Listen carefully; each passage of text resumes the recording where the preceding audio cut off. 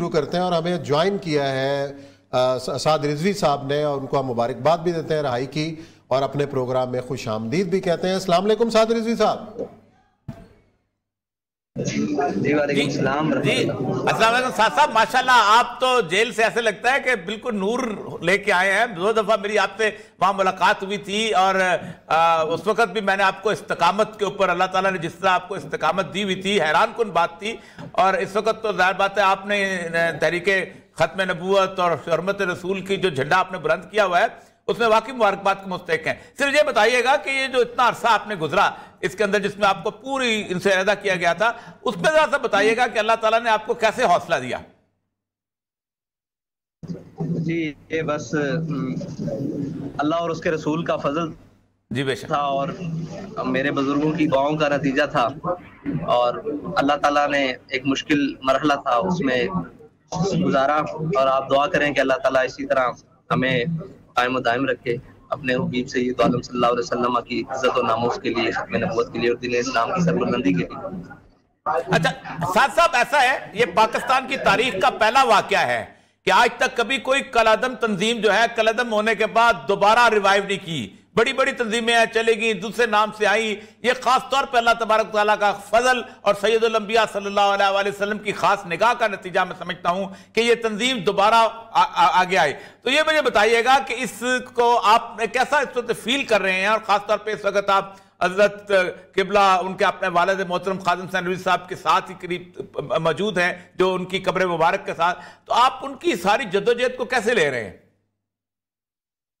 دیکھیں جی، میں جب جیل گیا تھا تو یہ تحریک کالعدم نہیں تھی، اور حقیقت میں بھی یہ کالعدم نہیں ہے، اور اب بھی میں باہر ہوں تو کالعدم نہیں ہے، اس کا مطلب ہے یہ کبھی تھی نہیں۔ ٹھیک۔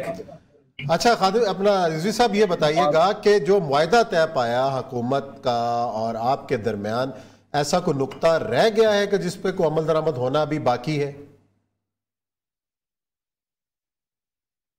نہیں آ رہی جی؟ میں یہ کہہ رہا ہوں کہ جو معاہدہ آپ کا اور حکومت کے درمیان طے پایا، ظاہر ہے اس کو کچھ نکات تو سامنے آئے، ایک تو معاہدہ خفیہ تھا، آپ سے میں پوچھ رہا ہوں کہ کوئی ایسا نقطہ یا ایسا پوائنٹ رہ گیا ہے کہ جس کے اوپر ابھی عمل درآمد ہونا باقی ہے؟ اللہ وقت کے ساتھ ساتھ حل ہو جائیں گی۔ اچھا کون سے ایسے پوائنٹ ہیں کہ جو وقت کے ساتھ ساتھ حل ہو جائیں گے، کوئی بتائیں گے ہمیں؟ انشاءاللہ جیسے میں آپ کے سامنے آ گیا ہوں، ایک دن وہ بھی چیزیں سامنے آ جائیں گی۔ اچھا دوسرا ایک سوال میرا یہ ہے کہ اب ظاہر ہے جو کالعدم بھی ختم ہو گیا اور ایک مؤثر سیاسی قوت کے طور پر تحریک لبیک جو میدان میں اترنے والی ہے، کچھ ترجیحات آپ نے طے کی ہیں کہ آنے والے وقت کے اندر آپ نے اس کو کس طریقے سے پاکستان کی ایک بڑی سیاسی جماعت بنانا ہے؟ انشاءاللہ جی وقت کے ساتھ ساتھ ہر چیز کے اوپر بہتری آئے گی، اور الحمدللہ پہلی تو بات یہ ہے کہ جس رستے پر ہم ہیں اس سے بہترین رستہ اس وقت تو کوئی نہیں ہے، کیونکہ یہ دنیا عالم میں ناموس رسالت اور حضور سید عالم صلی اللہ علیہ وسلم کی عزت و ناموس کی جنگ ہے۔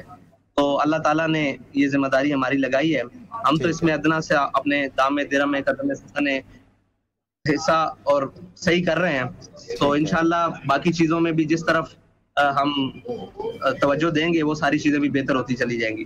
اچھا رضوی صاحب یہ بتائیے گا کہ بہت ساری سیاسی جماعتیں، بڑی سیاسی قوتیں جو ہیں وہ اس بات کی خواہاں ہیں کہ تحریک لبیک کے ساتھ کوئی انتخابی اتحاد قائم کیا جائے، کوئی انتخابی ایڈجسٹمنٹ کی جائے۔ آپ اپنے مقاصد کے لحاظ سے کس سیاسی جماعت کو اپنے مقاصد کے حوالے سے قریب تر سمجھتے ہیں؟ دیکھیں جی یہ تو انہیں ایسا کردار ادا کرنا پڑے گا کہ وہ ثابت کریں کہ ہم آپ کے مقاصد کے قریب ہیں، تو یہ تو ان کو فیصلہ کرنا ہے۔ ہم تو وہ کہتے ہیں کہ ہم تو اس نقطے کے اوپر کھڑے ہیں، وہ نقطہ یہی ہے کہ کی محمد سے وفا کروں۔ بالکل۔ اچھا کچھ کوششیں ہوئی حکمران جماعت کی جانب سے بھی کہ ان کے کئی سینیٹرز نے بھی اس خواہش کا اظہار کیا کہ ہو سکتا ہے کہ تحریک لبیک ہماری انتخابات کے اندر اتحادی بنے، اور ہم چاہتے ہیں کہ وہ اتحادی بنے۔ میں بات کر رہا ہوں پاکستان تحریک انصاف کی۔ آپ کے دل میں ان کے لیے کوئی محبت جاگی ہے؟ دیکھیں جی ابھی تو ان کو جو ان کے پہلے اتحادی ہیں ان کے ساتھ بات چیت کرنی چاہیے، جب وقت آیا تو پھر ہم بھی دیکھیں گے کہ ماشاءاللہ ماشاءاللہ۔ دادا یہ بتائیے گا سعد صاحب کہ ابھی خادم عزیز صاحب کی برسی ہے، اللہ امیر المجاہدین، اور جس طرح کا جوش و خروش اس وقت، مطلب ایسے لگتا ہے کہ سیدنا علی حجویری کے بعد یہ ایک دوسرا ایک جگہ بنتی چلی جا رہی ہے، تو اس کے کیا آپ کے پروگرام کے تفصیلات ہیں تاکہ اس حوالے سے لوگوں کو اندازہ ہو جائے کتنے دن ہے یہ عرس مبارک جو ہے؟ میں تو ابھی بالکل تھوڑا سا وقت ہوا ہے کہ پہنچا ہوں، اور وہ ساری ترتیب دی ہوئی ہے ہمارے شورا ارکان نے، ذمہ داران نے، مکمل ایک شیڈول طے ہے. انشاءاللہ وہ بہت جلد آپ کے سامنے آ جائے گا، اور انشاءاللہ یہ ایک حقیقی روحانی طور پر اور تربیتی نشستیں ہیں، اور انشاءاللہ آپ دیکھیں گے کہ یہ پرکیف اور بہترین اور حسین طریقے سے انشاءاللہ انجام پائیں گے.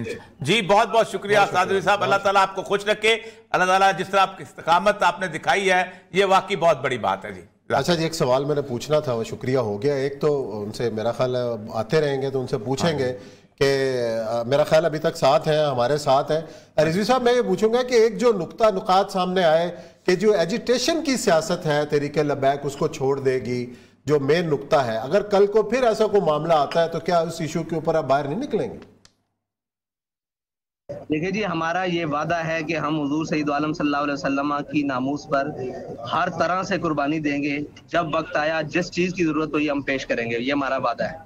آپ سے بھی وعدہ ہے، پوری امت سے وعدہ ہے. ماشاءاللہ ماشاءاللہ، اللہ تعالیٰ آپ کو اس کو استقامت ہے اس وعدے پہ اور قائم رکھے. جی آپ لوگوں کی بہت امیدیں ہیں آپ کے ساتھ. اچھا وہ ایک قرارداد کا بھی ذکر پوچھ لیں، اس کا بھی کنفیوژن ہے کہ جب یہ معاملہ تھا کہ جی قرارداد پیش کرنے والا فرانسیسی سفیر کی واپسی والا، کہ اس سے تحریک لبیک وڈرا کر گئی تھی. نہیں وڈرا نہیں، میں نے اس وقت بھی کہا تھا جب یہ مذاکرات 21 تاریخ کو جمعرات کی شام کو، تو انہوں نے کہا تھا ہمارے بزرگ علامہ خادم حسین رضوی صاحب نے اس وقت یہ معاہدہ کیا تھا تو انہوں نے یہ اسمبلی پہ چھوڑ دیا تھا، اور جب اسمبلی اس چیز کو اپنے پاس لے لے تو اللہ کے ہاں بھی اسمبلی جواب دہ ہوتی ہے، کیونکہ ہم نے اپنا کام پورا کر دیا تھا، دھرنا کیا تھا وہاں تک لے کے. انہوں نے کہا تھا ہم اسمبلی میں قرارداد پیش کریں گے اور سارا